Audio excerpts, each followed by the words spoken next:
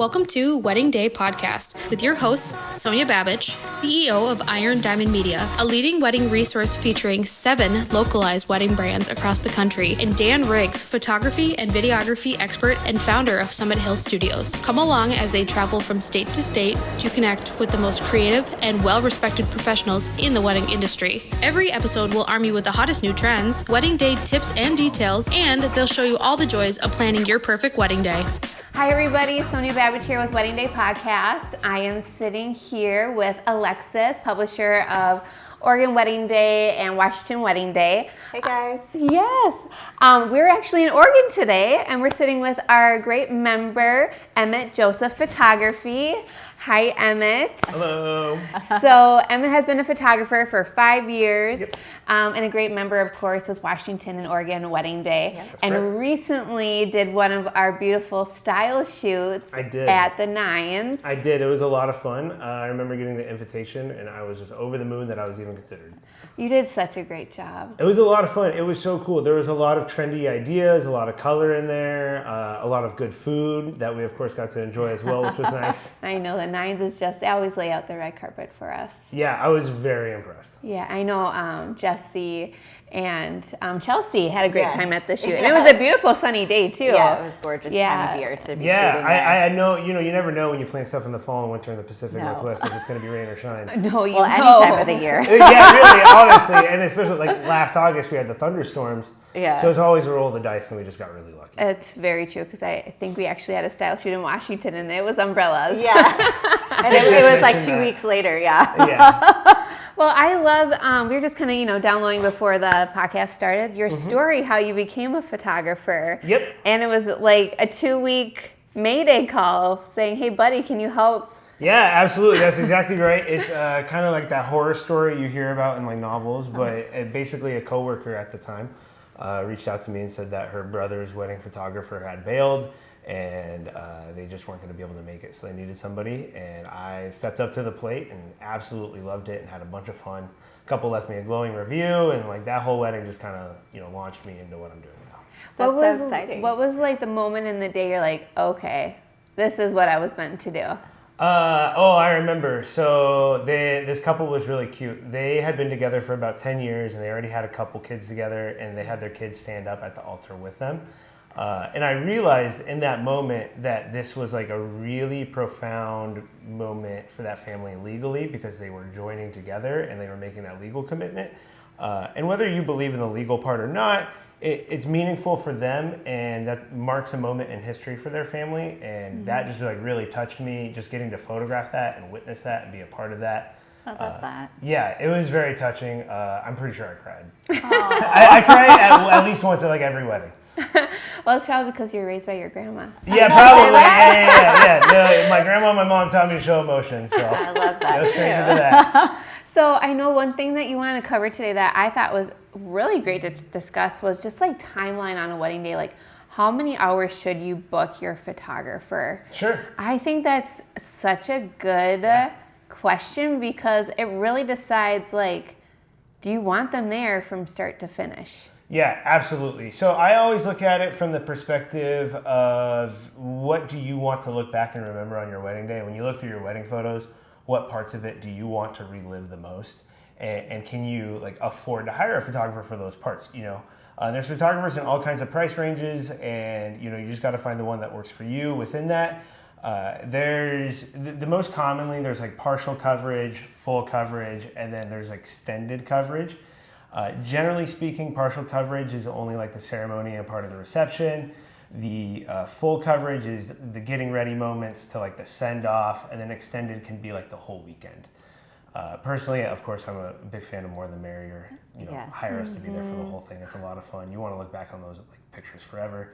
But obviously, I understand sometimes that's like harder for other couples as well. Right. Yeah, because I remember like talking about that with my couples and kind of breaking it down with them to be like, hey, you really don't want to miss these. This, yeah. It seemed like it always got to the point of how far should they stay for the dance? And then they would tell me how long they booked their photographer. I'm like, honey, they're not going to even make it for the first dance. Yeah. Especially if you have like a big wedding party that are all getting their hair and makeup done, you know, that takes time. If you have a big family portraits take time. And next thing you know, you're already 5-6 hours into the timeline and you haven't even touched the ceremony yet. Right. No. So where do you find the best photos come from? Like your favorites? My favorites? That's a great question. I tend to really like getting ready and the ceremony because I find that's where the most anticipation and excitement is. It's where the biggest moments kind of happen. Getting ready, there's so much anticipation and like story building about what's going to happen that nobody knows yet. And then with the ceremony, of course, that's like when all the tears get shed. If they're doing a unique ceremony, that's always fun. I like the mornings because honestly, that's probably the best photos because you're the most relaxed. Yeah, it's when the less shenanigans happen, right?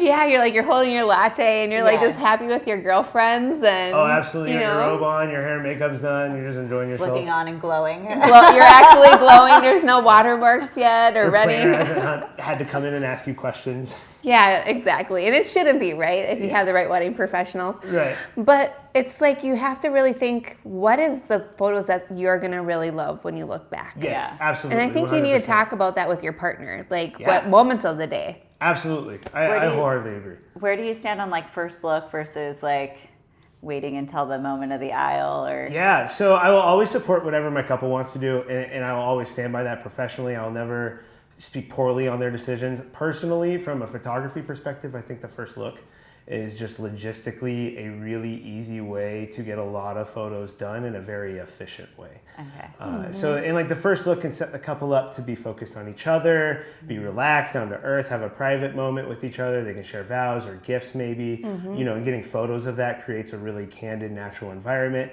And then you can move right into couples portraits, which just like checks that off the list. And if they're already, you know, in a romantic mood just because of the first look, it just makes those photos that much better. So okay, so let's break down Candid. So what do you mean about Candid? Sure, absolutely. So most of the industry really is planned, where it's these really beautiful moments that are emotional, but they're planned out to an extent, right? Yeah. Truly what Candid actually means, though, I think, is people experiencing a moment naturally and authentically with each other as if the cameras weren't there. Yes. So, and then when it comes to photography, being a candid photographer, that means setting people up to be able to do that. So how can,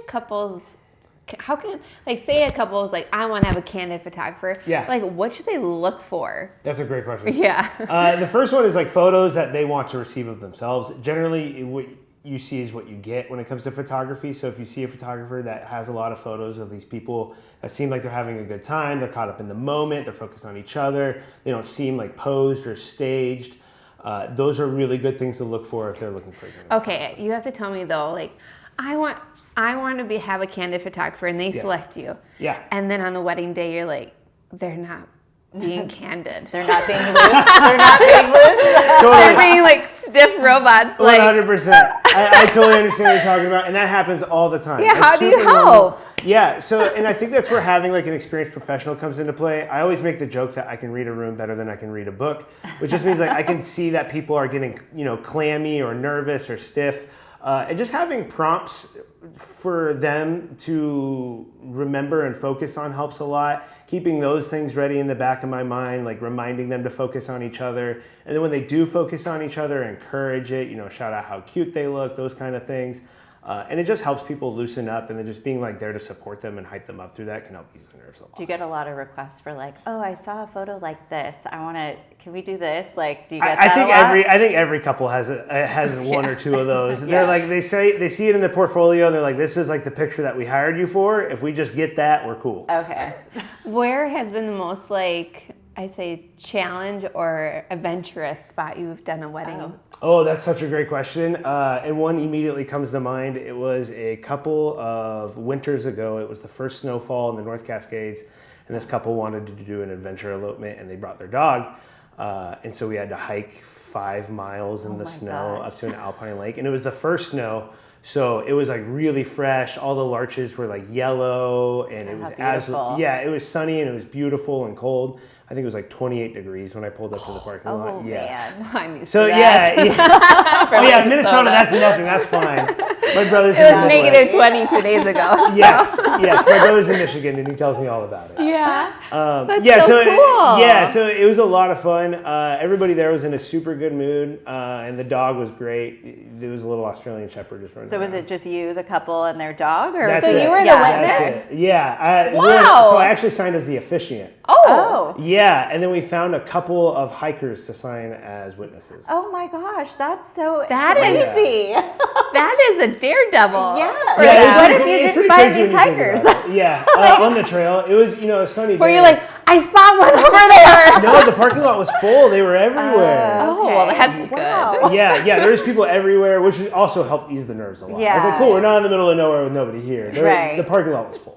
So how long did it take you to get there and back on this in Yeah. the snow in this 5 mile? And like, did she pack an outfit like in her backpack and then like change in the trees and then pop back Yeah, out? basically. Yeah, that's basically what happened. I had a feeling. so Yeah. just visualizing it in her head. I'm over planning over here. Yeah, well, so her dress hanging photos were like on a tree branch, like literally, and So there was like an sweet. alpine lake like behind her. that's so organic. She like did her hair with like a little handheld mirror. But I think we showed up at the parking lot.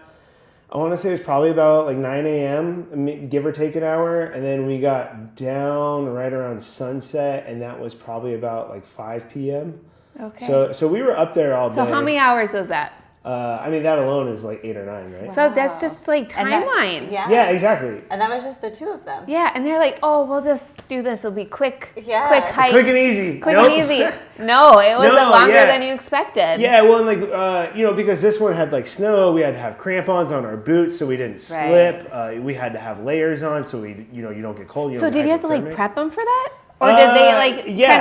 kind of like non-verbally knew this because we're going hiking? Yeah, a little bit of both. Okay. So I make sure that when couples want to do something like that, Well, that they this is must have something they're known a used little to. bit Yes. to want to do that. Yeah, they're very outdoorsy Yeah. people. They have done like 14, 15-mile hikes. So this to Yeah, them they're not wasn't new. nothing.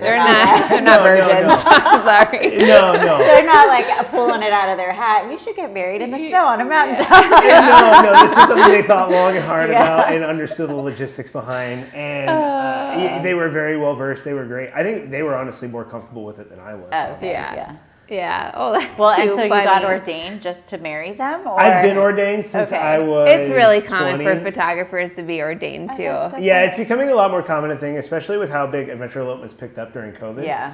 The other thing is that, oddly enough, it's actually really easy to become legally ordained. I'm not saying everyone Did should you go do out it and become online?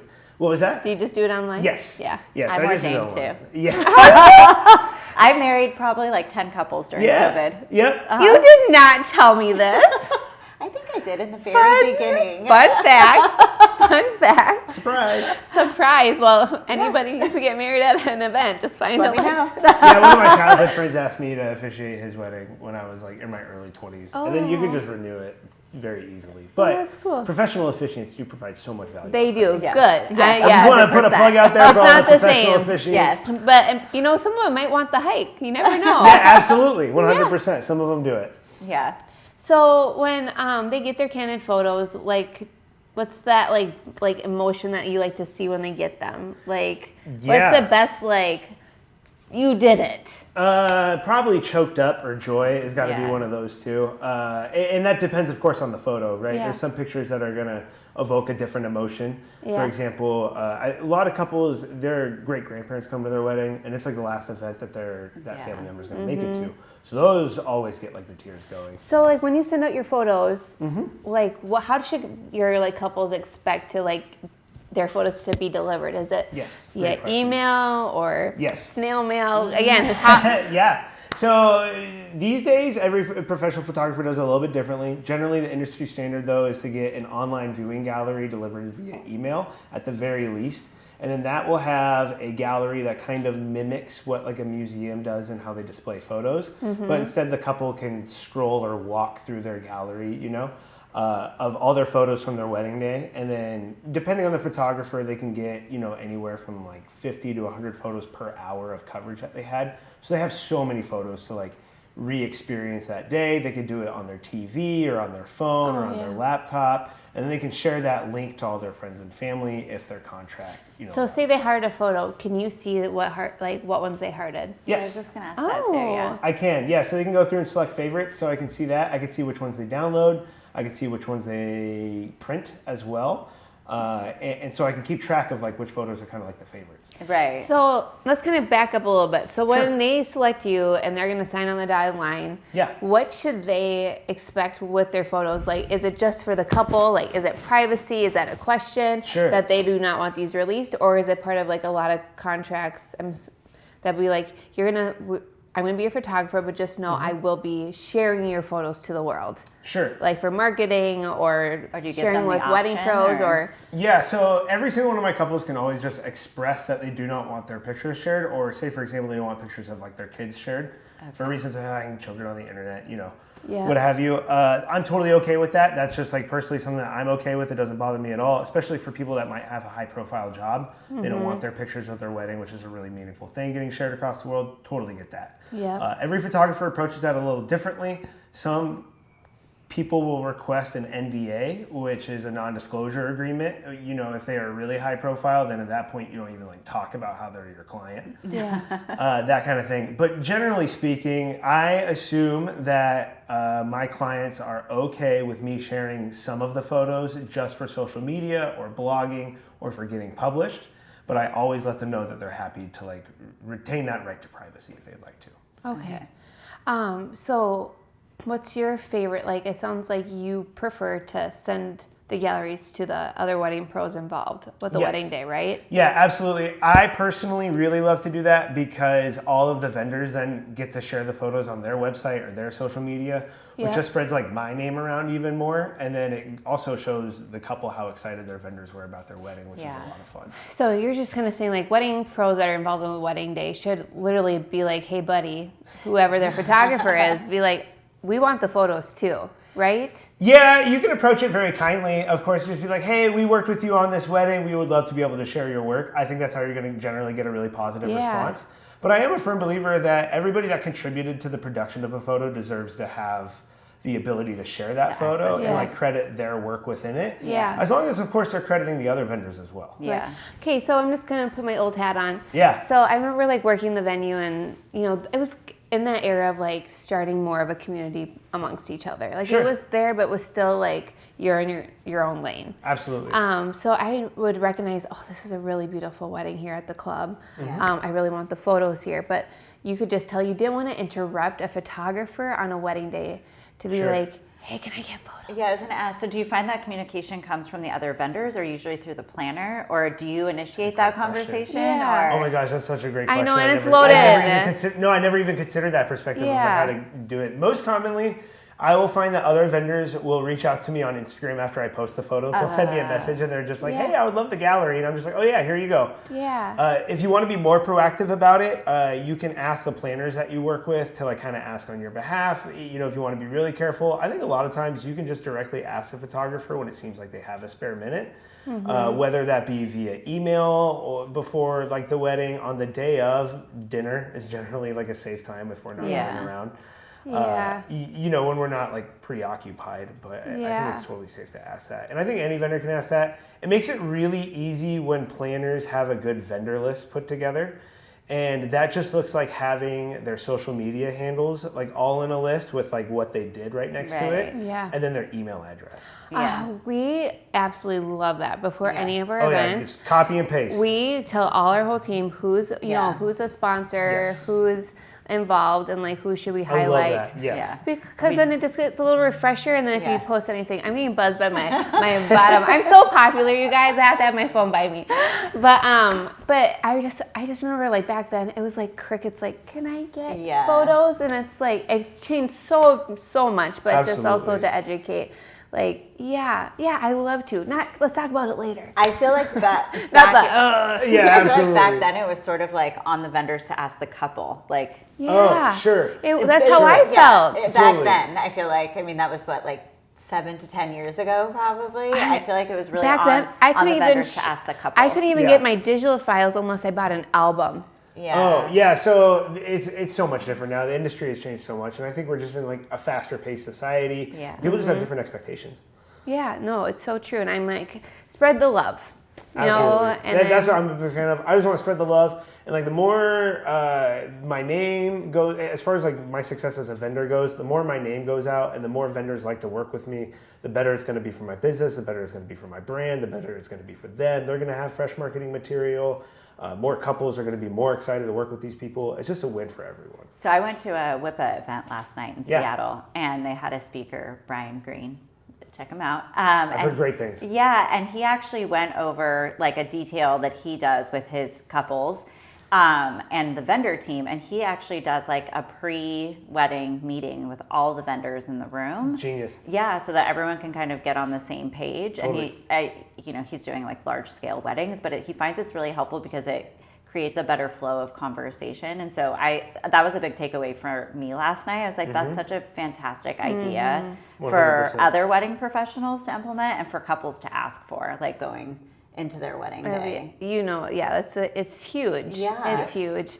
I remember past wedding professional when the team was like, again, they're all in their lanes. Like, the purpose is having the couple have the best day. Oh, absolutely. And you may know something, and I may know something, and we're like, FYI, mother of the bride is stressed. Or absolutely. Or dad has a surprise song that he's going to play on the guitar. Yeah. And like, if I don't know that, then I'm eating a muffin. It's like, hey guys, we want that moment to happen, but the stakes have to come out. Yeah, exactly. Yeah, and it's like, oh yeah, food first. We will get this. Let's do it together. 100%. And I'm a huge fan of vendor collaboration. I think it's a huge part of professionalism. But I think if I'm saying this for engaged couples listening, if you're seeing there's not a vibe going on with your wedding pros, that's kind of a red flag to me too. Yeah.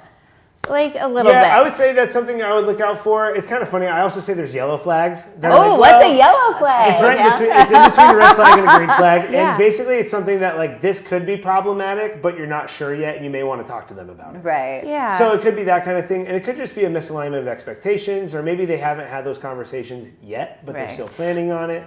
Okay, with all reality, with everything, this is like a well-oiled machine for all us wedding professionals, right? And I want engaged couples to know, like, we will make sure that you feel like it is your day. Nobody else is getting married, but we do have a wedding each week usually, right? Or Friday, Saturday, Sunday. Possibly. Yeah, 100%. But just know, like, when it comes to that week, that like after weekend of the wedding, we regroup and we're like, and you open the file, it looks like, oh, we got Amanda and Rob this weekend. 100%. And then it's like, those wedding pros will come together that week before. 100%. They will. I wholeheartedly agree. And I have like a client file that I have for every single one of my clients where I keep all my notes, and I just like have trust and faith that other wedding professionals are doing the same thing. Yeah. And when you work with wedding professionals that do that, and then you work with them again, it just becomes that much easier every single time. So you get used to working with each other. There's planners where we send clients back and forth to each other all the time. Yeah. But it just like, I'm just saying this because like I would get these calls and be like, hi, it's Brittany. Hi, Brittany.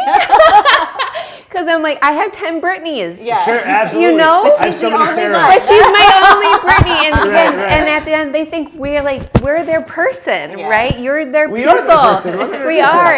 And we want to make you feel those things. But it's just like a little reality. Like, we might have 10 Brittany's. Give us a second. You might be 6 months to your day. And then once we get them, like, yes, we have the bond. Yes. Yeah, absolutely, 100%.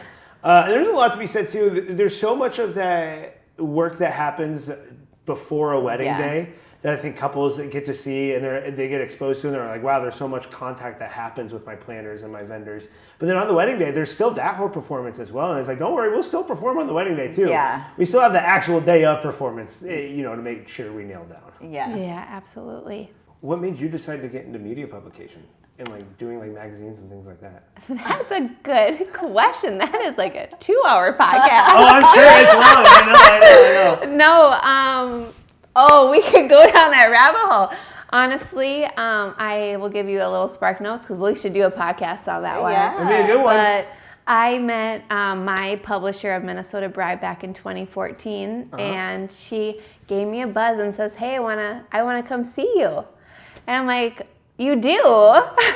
She had a business idea. Yeah, but she came out and I rolled out the red carpet for her and we bonded, and I literally gave her a whole tour of the golf club and shared my ideas and dreams, and then she left and I went home that day and I told my husband I wanted her job someday. Oh, wow, how fun. I literally like said it out loud and just manifested that. I did. Like, that's what everybody says. They put the like words out to me. And but I was always passionate about weddings. I was the youngest of 3 sisters, so like weddings to me was always so simple in a sense. Yeah. And I was class president. I did all those things. And honestly, why I did that, one, yes, to be a leader, but 2, I wanted to plan their parties. I wanted to plan prom and homecoming. But yeah, the stars aligned and the opportunity became available. And I'm like, I have to go for it. Yeah, and absolutely. So I had one contact there, and bada bing, bada boom. She said I was perfect. Walk over to her boss, and then she called me and says, I heard I have to meet you. And I met her, and how exciting! My life changed. No kidding. And that's the beginning of another podcast. That could just be you 2 interviewing each other. Yeah. But I just love that I get to meet amazing wedding professionals, and that was what I told my husband that day. Yeah. We have the funnest job. We get to tell your stories, hear your story, be your cheerleader, and now that we have this platform for the podcast, like to actually. Like, we're great at print, digital, like to tell it via that way as a platform, but now we can do it like visually and via voice. Absolutely. And with social media, you just have so much opportunity there as well. Yeah. Yeah. And we have the best team. Like, Alexis came into my life, and she has years of experience in publications. Yeah, I've noticed that. Whenever I've looked up any like information on you guys both just have years in like the field. Yeah, I've been doing this since 2012. That's incredible. Just wedding publishing since 2012. Oh, yeah. You could do a whole podcast on how the industry's changed over the years. It has been a roller coaster. And the thing with me coming into the picture is that I was the first wedding professional to join this publication group. Oh, how exciting. What a great piece of value. Yeah, and now we have 5 on the team. That's so exciting. So it's good. We have like the history of like how it has worked in the past, what our team with editorial has been around for like a decade, and some of our art directors have been around for 2 decades. Yeah. And so it's like this big, like almost a melting pot of like old and new, and it's pretty cool. How exciting. It is exciting. Wow, that's really fun. I'll have to keep my eye out for how those styles come out. Oh, well, we love having you part of all those things too. Yeah, absolutely. We're excited for you to see it today. Yeah. I'll probably put it up on my wall with all the other magazines. I love that. That's so sweet. And again, you rocked that shoot at the Nines. I saw it. I appreciate it. I'm very excited so much color, to share it. so much beauty. And we get to highlight tonight at the issue release party. That's right. Yes. Well, thanks for joining us today. It was just a pleasure getting to know you, know your story. It was a huge pleasure. This was fun. Yeah, so much fun. Thank you so much, Emett. Thank you guys. It's been a huge pleasure to be here. Awesome. Well, thank you for tuning into Wedding Day Podcast. We'll see you next time. Bye.